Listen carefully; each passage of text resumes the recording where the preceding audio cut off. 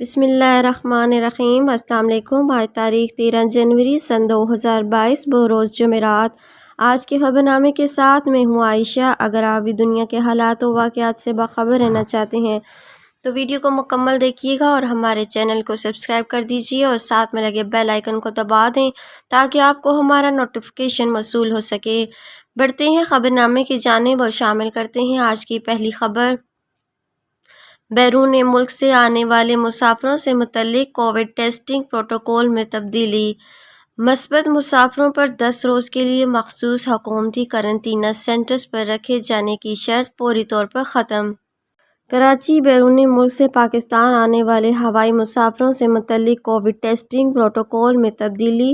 Civil aviation کے ترجمان کے مطابق ریپڈ اینٹیجن ٹیسٹ میں مثبت کورونا آنے والے مسافروں پر 10 روز کے لیے مخصوص حکومتی قرنطینہ سینٹرز پر رکھے جانے کی شرط فوری طور پر ختم کر دی گئی۔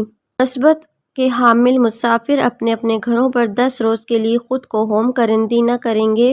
صوبائی اور ڈسٹرکٹ انتظامیہ کو مسافروں کے ہوم قرنطینہ کو یقینی بنانے سے متعلق مؤثر طریقہ کار وضع کرنے کی ہدایت کی گئی ہے۔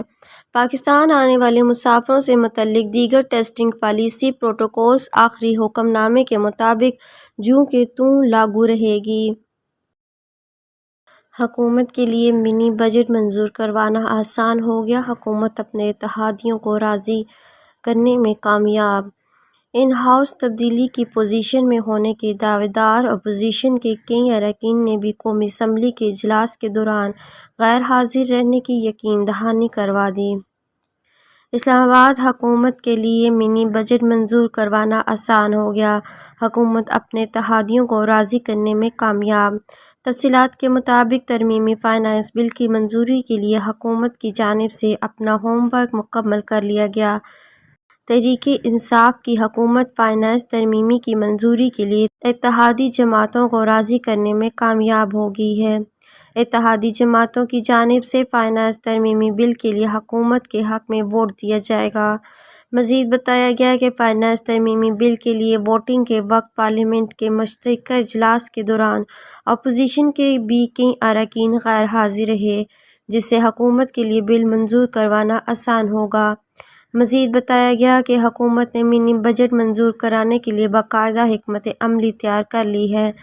اس ضمن میں اراکین کو 2 بجے پارلیمنٹ ہاؤس پہنچنے کی ہدایت کی گئی ہے۔ ذرائع کے مطابق حکومت نے جمعرات کو قومی اسمبلی نے فائنانس سپلیمنٹری بل کی منظوری کے لیے تمام اراکین اسمبلی کو اسلام آباد طلب کر لیا ہے۔ وزیر اعظم عمران خان کل خود بھی پارلیمنٹ ہاؤس میں موجود ہوں گے۔ پارلیمنٹ اجلاس سے قبل وزیر اعظم کی صدارت پی ٹی آئی کی پارلیمانی پارٹی کا اجلاس بھی طلب کر لیا گیا، جس میں فائنانس بل کی منظوری، اپوزیشن کے ممکنہ احتجاج اور حکومتی حکمت عملی پر غور کیا جائے گا۔ دوسری جانب پنجاب اور خیبر پختونخوا کے وزرائے اعلیٰ بھی اس حوالے سے اسلام آباد پہنچ چکے ہیں۔